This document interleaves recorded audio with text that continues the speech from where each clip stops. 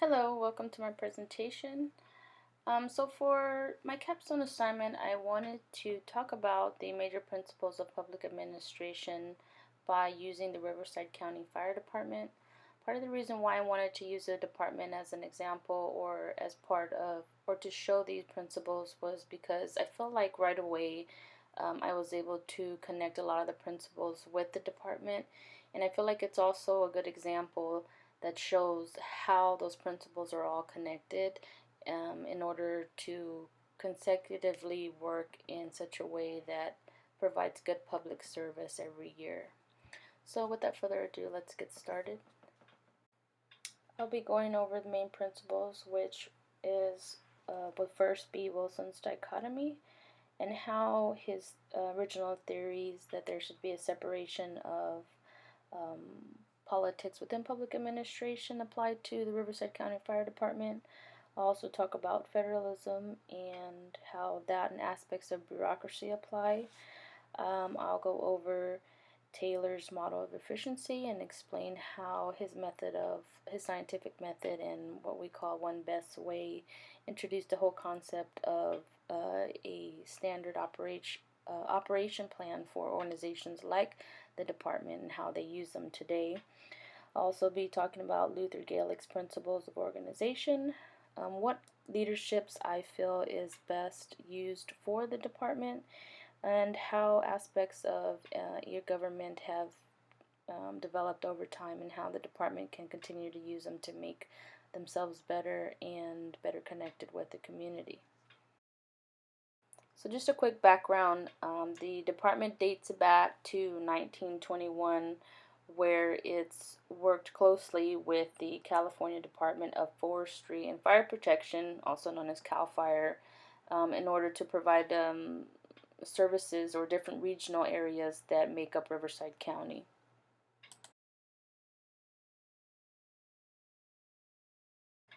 For the first principle, Wilson's dichotomy, the main takeaway I believe that was part of this principle was that Woodrow Wilson wanted to implement a separation of politics within administration.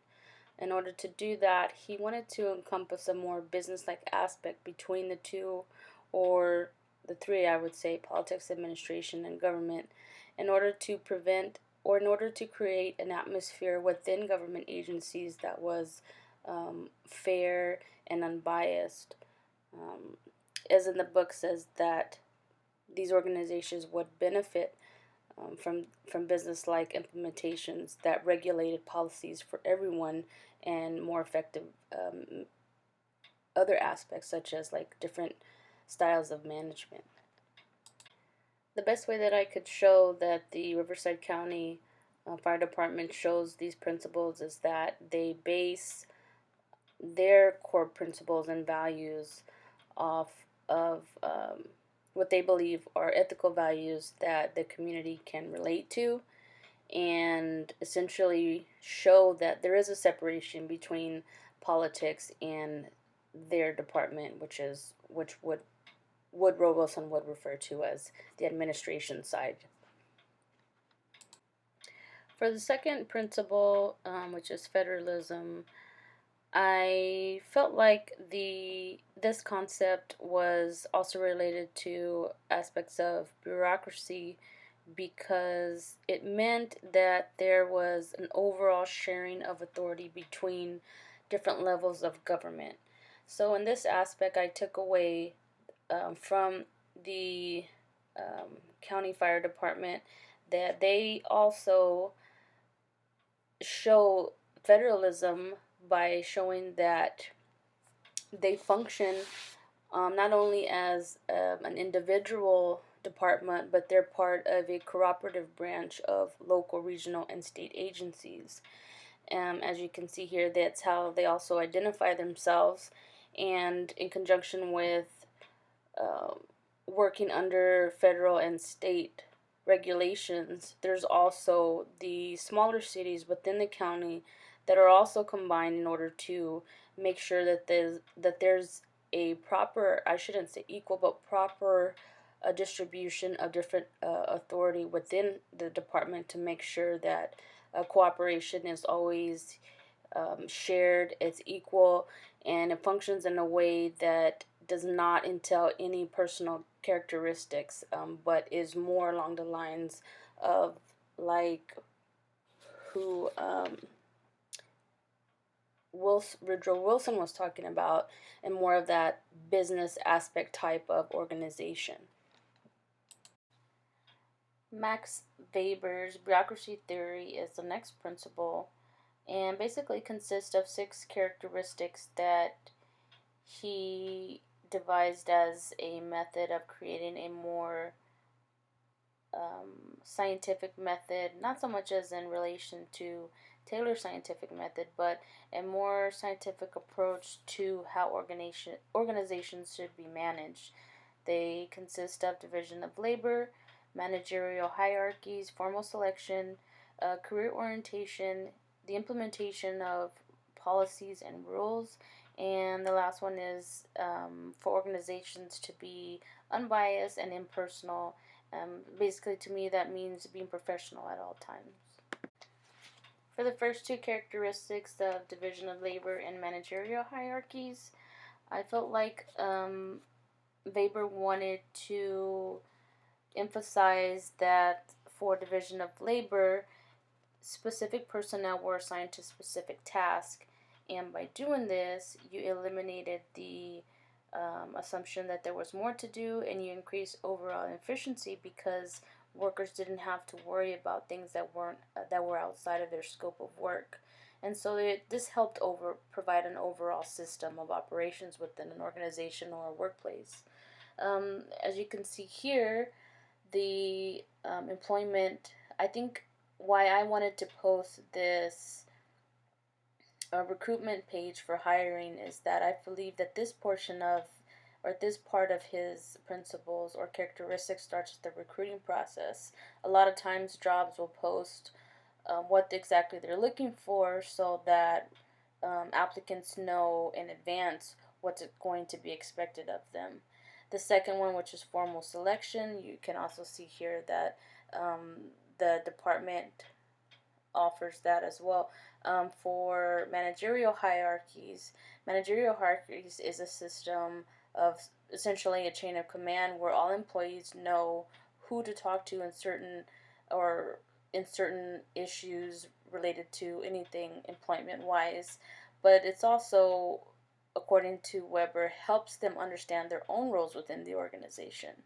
And as you can see, the Riverside County Fire Department has their own chain of command, which was really basically was readable and able to understand how it was broken up. To provide a better overview, I provided the the fire deputies for who was the fire chief, and then the individual fire deputies that are assigned to the individual regions within Riverside County. There's also a fire marshal and a deputy of administration. For the next 2 characteristics, which are the formal selection process and the career orientation, the formal selection process is clearly defined in the departments and how they recruit applicants because it's quite different from a normal job application. You have to go through a series of a written test, a physical test before you get to the standard hiring processes of providing a resume and then going to an interview. So I thought that was interesting in learning that there is an actual detailed formal selection process before you can even apply or be offered an interview for the through the department before getting hired on. And then for career opportunities, I wanted to use the the state website for Riverside County's fire recruiting website because right away it shows that usually using words like careers shows that, and in the video, as you can see here, shows that there is the indication that the department is looking for firefighters and other staff and personnel to make the fire department a long-time career. The next slide is going to be the principle of Taylor's scientific model of efficiency. along with Mary Parker Follett's theory of organization and management. The main thing I took away from Taylor's model of efficiency is that he didn't so much as focus on aspects of federalism or bureaucracy within organizations, but he took a more scientific approach in that he wanted to increase the economic efficiency and the production efficiency of organizations, given that historically his processes were more practiced in the production lines. I see that more as his approach was more centered around an actual process rather than any kind of relationships or political concepts involved with the organizations. So, in relating this to the Riverside County Fire Department, I believe that they do implement their own kind of one best way to do things, as he would say, in a number of operating procedures and SOPs, standard operating procedures, through the CAL FIRE, through the state of California, through OSHA. Um, there is a website on the department's main webpage that is just full of not only reports but policies for almost every aspect within that you can think of for the fire department. And in finding this out and looking at these specific guidelines or policies, you can see that departments like like the Riverside County Fire Department, have certain procedures in place that are supposed to be the one best way that the whole department is supposed to follow. And the same can be said, I believe, for not only this department, but other departments in California and also on a national level as well. The next principle is Luther Gulick's principles of organization. They include planning, organizing, staffing, directing, and coordinating. Instead of covering the individual characteristics for this principle, I thought I might cover one in particular, which would be the planning process. As you can see, for the planning process, it takes a majority of what not necessarily majority, but it is a large part of the reporting process as well for the department. The department has in conjunction with all the policies they provide at the end of every year a fiscal end year report of how they did for that year in terms of how they were able to distribute resources, how well those resources were able to manage emergency services and being dispatched to emergency services that don't necessarily involve fires, but they also respond to other emergency medical services like vehicle accidents. I know they mentioned fires and loss of and damages to loss of like infrastructure and personnel. So they do provide a wide range of services that don't just relate to fire. And in doing so, they provide, as you can see here, some of the end of year results that they had in response to dispatch results, budgeting, and procurement. How much of the budgeting they were able to resource in terms of finances they had for that year. And then the last one was how well they were able to collect resources in terms of collecting fees that were from cases that were illegally involved activities in which the department does acquire some of that funding back from the public in terms of those. So for this one, I thought planning was more important because it shows how their planning affects their overall results for the year. One of the last aspects that I'll cover for the presentation is the aspect of leadership, and talking about what kind of leadership that the department would best be suited for. I think of some of the types of leadership styles that the book lists as far as how power and authority should be managed for leaders. at one point leaders were expected to be a certain kind of character. It was thought to be more authoritative in nature, but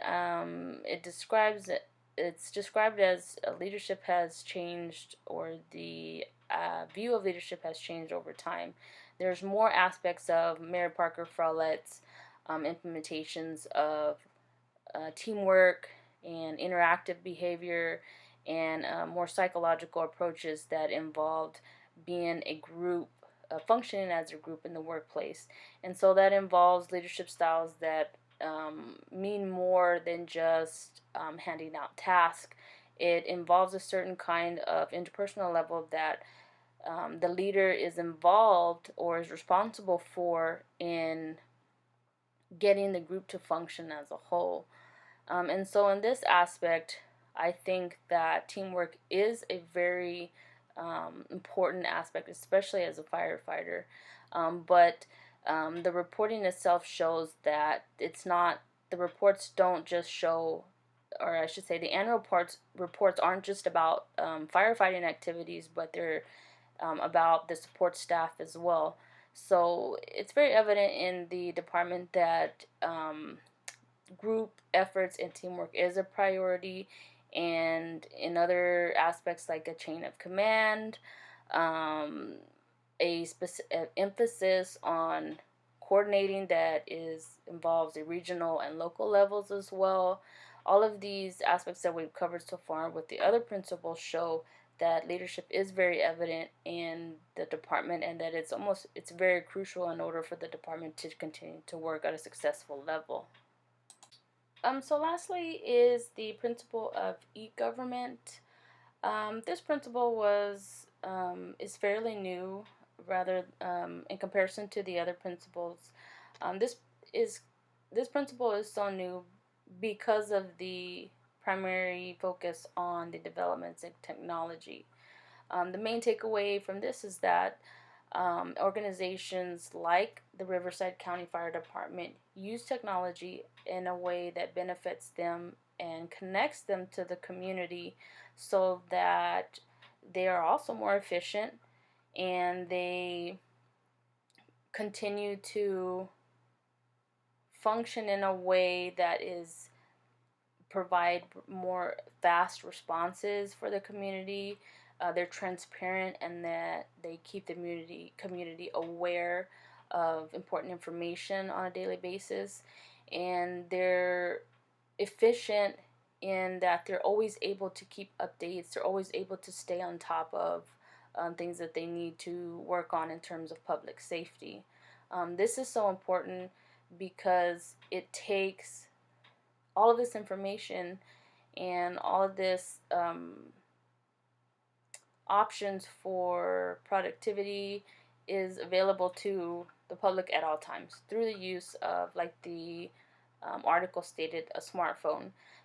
But in terms of the fire department, so far they implement one of the things in technological advances that they use the most is their website.